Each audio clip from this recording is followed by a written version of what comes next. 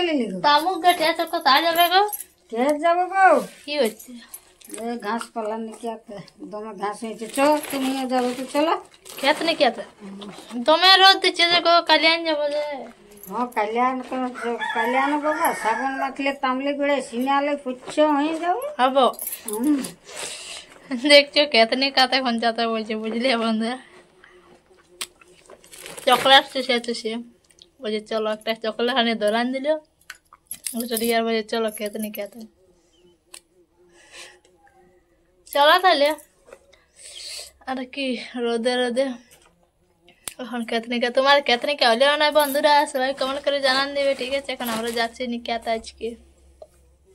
তারা bye bye, ওইদিকে দেখা হবে খেতে আরো।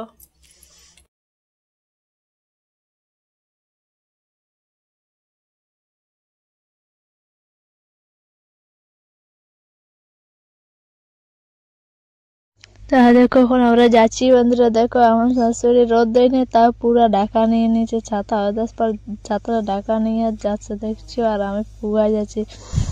দেখো সবুজ সবুজ দেখাচ্ছে, কত সুন্দর আমাদের ওয়ার্ল্ড দেখাচ্ছে। দেখো আকাশটা পুরো পরিষ্কার হয়ে যাচ্ছে। তো আমরা খেত পৌঁছে গেছি ফাইনালি। দেখো আমার শাশুড়ি ঢুকে গেছে।